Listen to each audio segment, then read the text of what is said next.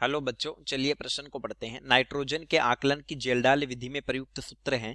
ABCD 4 विकल्प दिए, सही विकल्प का चयन करना है। चलिए प्रश्न की मुख्य अवधारणा पे बात करते हैं। खे अवधारणा, जेल्डाल विधि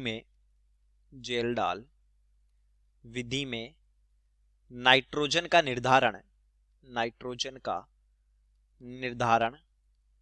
NH3 के रूप में होता है, अमोनिया के रूप में किया जाता है या होता है के रूप में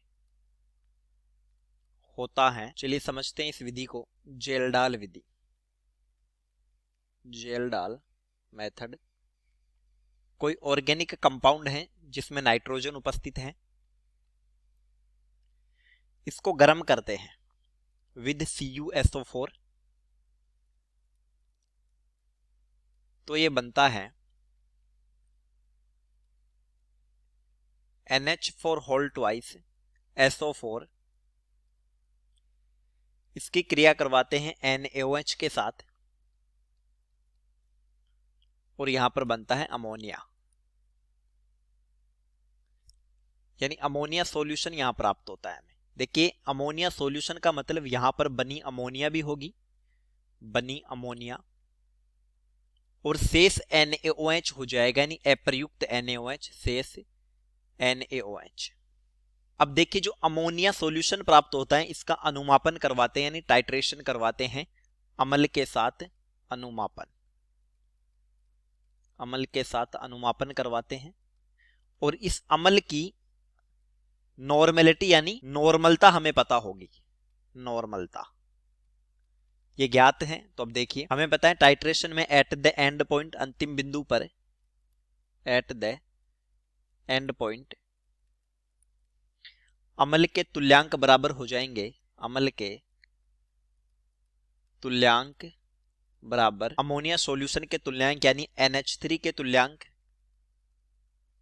प्लस शेष NaOH के तुल्यांक, शेष NaOH के तुल्यांक। अब देखिए, तुल्यांक जो होते हैं वो होती है नॉर्मलता गुणा आयतन। तो नॉर्मलता आयतन V अगर हम मिलीलीटर में लेते हैं तो गुणा 10 की घात -3, क्योंकि नॉर्मलता का मतलब है तुल्यांक बटा आयतन लीटर में। ये बराबर हो जाएगा, अम्ल की नॉर्मलता हमें पता है और आयतन मान लिया V। NH3 के तुल्यांक हम लिख सकते हैं WNH3, यानी कि भार बटा अणुभार, और अणुभार होता है 17 गुणा वैलेंसी फैक्टर यानी संयोजकता गुणांक जो अमोनिया के लिए 1 होगा, प्लस शेष NaOH के तुल्यांक मान लेते हैं NaOH।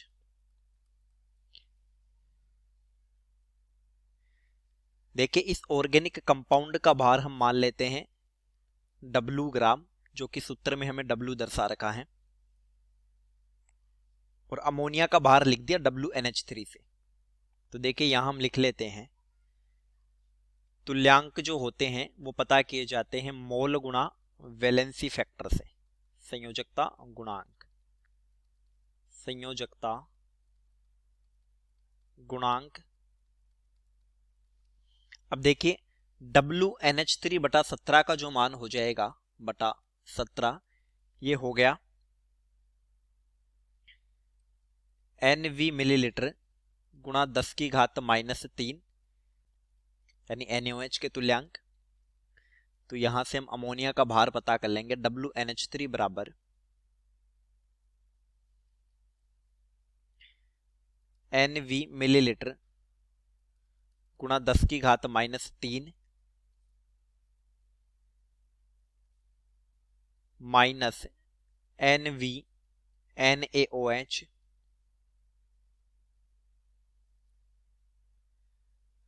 गुणा 17। इतना ग्राम क्या है, अमोनिया उपस्थित है। अब हम मान लेते हैं कि शेष NaOH अभिक्रिया में नहीं बना, यानी कि पूरी की पूरी अमोनिया बनी थी। तो इस स्थिति में जो WNH3 होगा ये हो जाएगा NV मिलीलीटर गुणा 10 की घात -3 गुणा 17 ग्राम। अब देखिए, अमोनिया का अणुभार होता है 17 ग्राम, तो हम कह सकते हैं कि 17 ग्राम अमोनिया में नाइट्रोजन उपस्थित है 14 ग्राम, तो 1 ग्राम अमोनिया में नाइट्रोजन कितनी हो जाएगी, ये हो गई बराबर 14/17 ग्राम। अमोनिया का भार निकाला है NV मिलीलीटर गुणा 10⁻³ गुणा 17 ग्राम अमोनिया में, 17 ग्राम अमोनिया में नाइट्रोजन बराबर हो गया 14/17 गुणा NV मिलीलीटर गुणा 10⁻³ गुणा 17 ग्राम। तो ये नाइट्रोजन का भार आ गया 14 गुणा NV मिलीलीटर गुणा 10⁻³ ग्राम। अब देखिए प्रतिशत कैसे पता किया जाता है, यानी प्रतिशत नाइट्रोजन बराबर होगा नाइट्रोजन का भार जो आया है 14 NV मिलीलीटर गुणा 10⁻³ बटा यौगिक का भार जो W ग्राम है गुणा 100,